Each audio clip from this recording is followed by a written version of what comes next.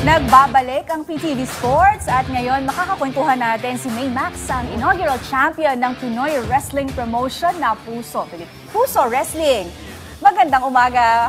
Good morning. Yes, and maraming salamat for joining us this morning. Okay, pero umpisahan natin, ano ba ang history ng Puso Wrestling? Yes po, so Puso Wrestling is a localized version of wrestling like WWE in the United States. So I think 1980s we have this Pinoy wrestling and then ni-revive lang namin siya noong 2014. So I am fortunate to be part of that first batch na nag-revive dito. So been wrestling for since 2014. So I'm a pro wrestler for 10 years. Yes po.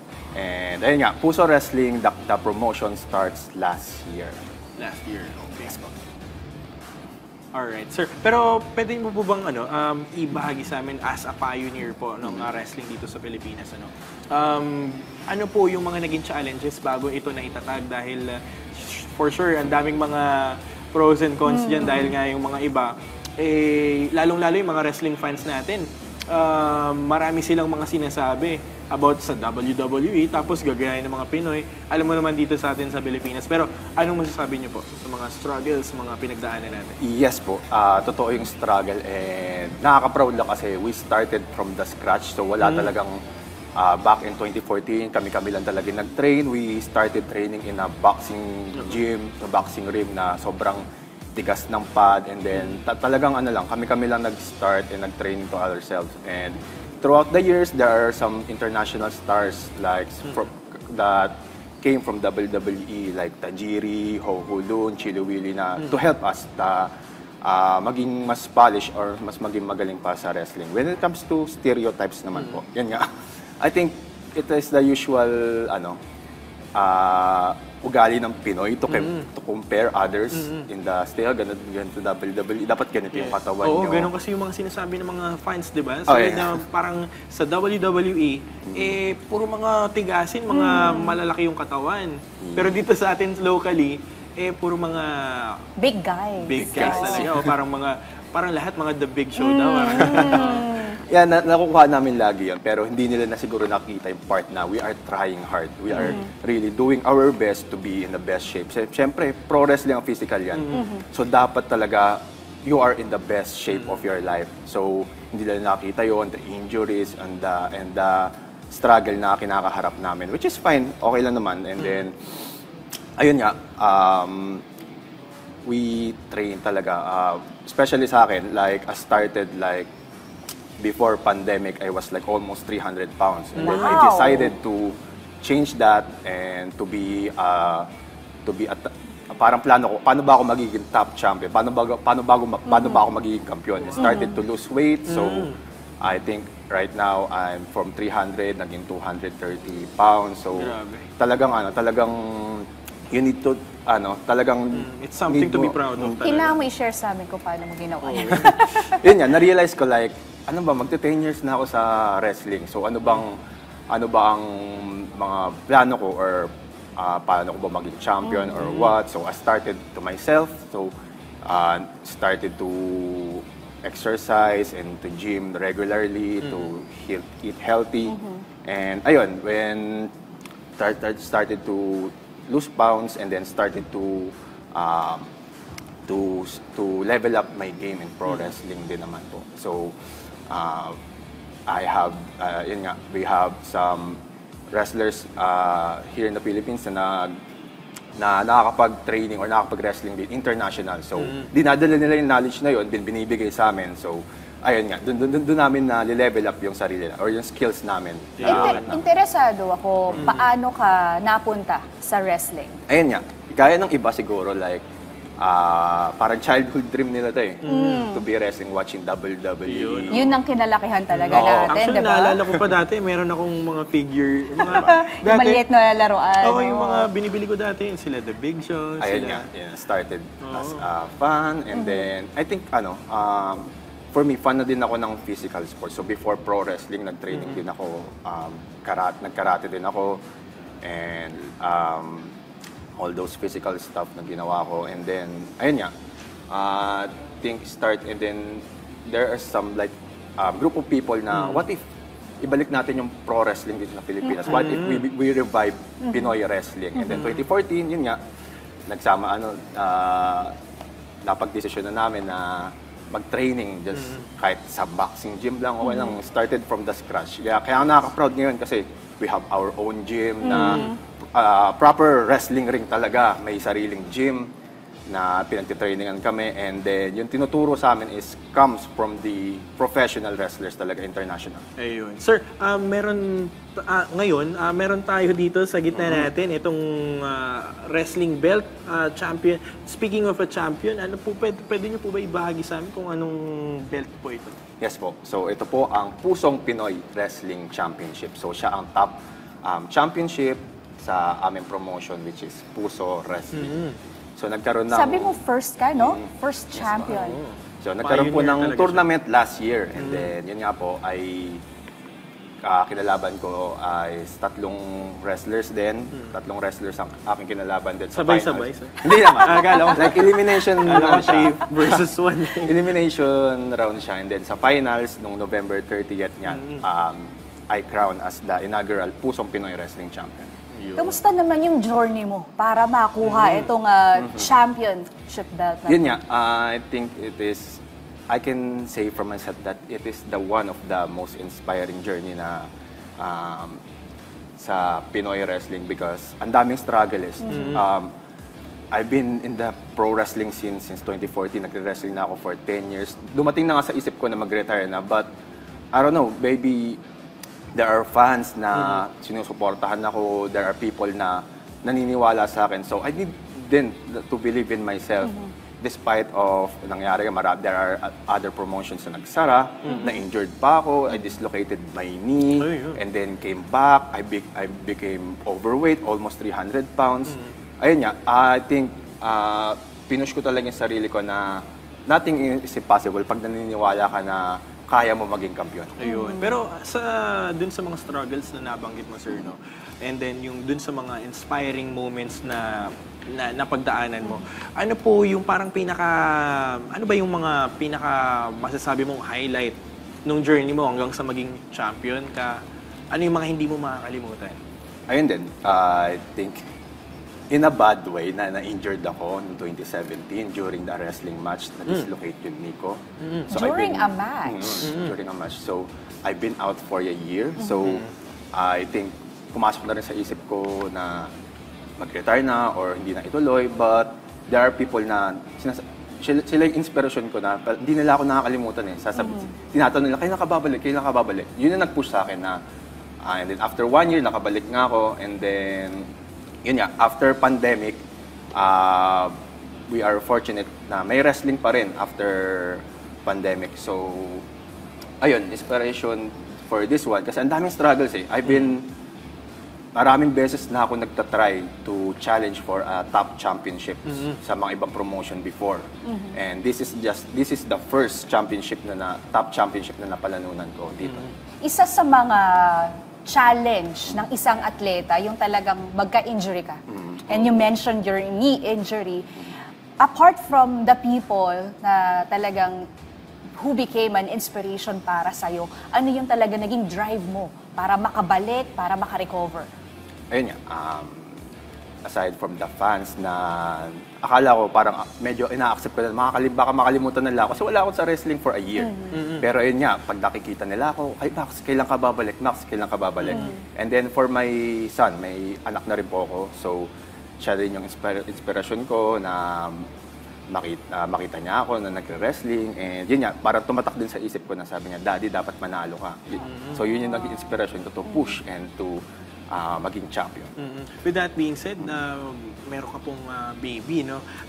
Pwede mo ba ibahagi rin sa amin yung, siguro, full-time po ba itong pagre-wrestling nyo or may life pa po kayo outside wrestling? Ano po ba yung mga ginagawa nyo after nyo mag-wrestling? Yes, so outside. So hindi naman siya full-time. So I wish it was, the goal is to be a full-time job. Pero right now, I am a father, and then outside of wrestling, I work in a BPO as a quality analyst. So, challenge talaga yung time. So, pag ibabalance mo yung time and pagmamanage ng time. So, which is, I'm very proud kasi for me, na napagsasabay ko siya despite of the time na may outside work, may day job ako, and then every Sunday, at least once a week, nakakapag-training kami to do wrestling. Actually, maganda to, Sheila, no? Yung dun sa, ilang taon na po yung baby ninyo? Yes, 10 years old yun yan. Nagsimula, started wrestling 2014, the same year na. Wow. Actually, maganda to, no? Nakikita ka talaga niya. Oo, yung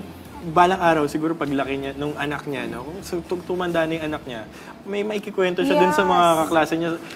Alam mo ba, yung tatay ko, champion ng wrestling.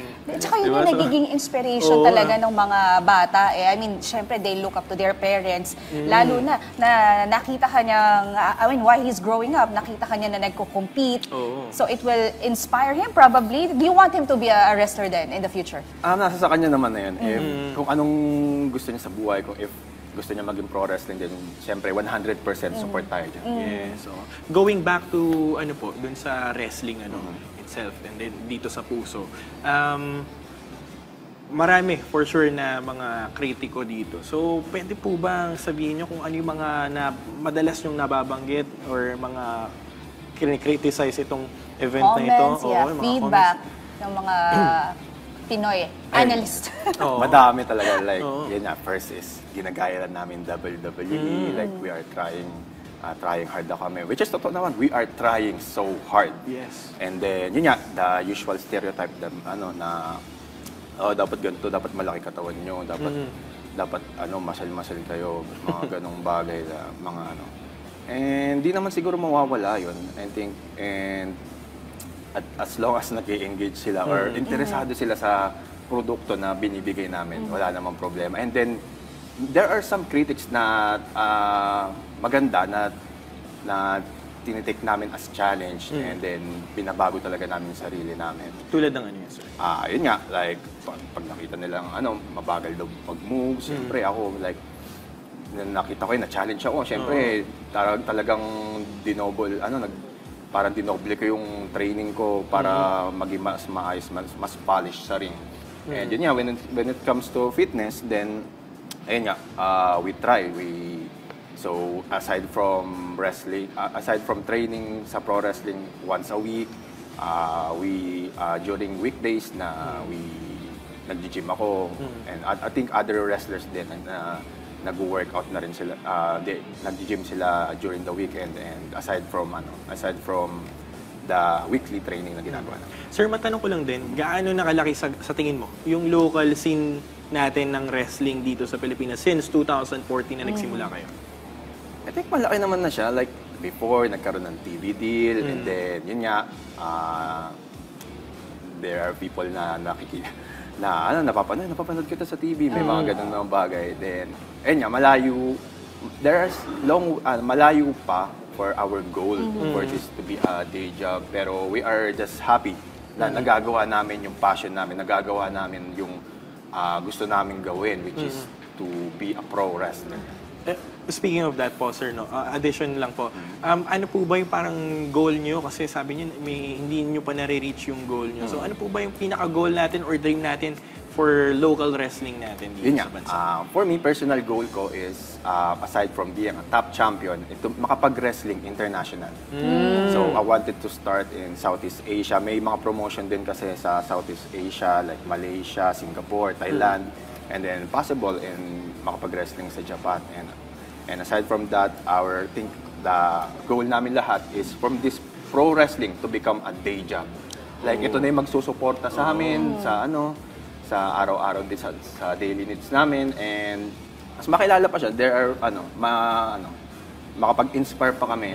Personally ako kasi parang ang naging goal ko is yun nga, throughout the journey ko sa pro wrestling, at least there are people na sasabihin, si Main Max, kinaya yan. Dapat makaya ko din, maging wrestler din ako, maging champion din ako.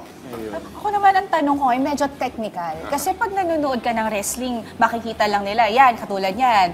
Ang term nila dyan yan, di ba, bardagulan. Pero ano ba yung technicality ng wrestling as a sport?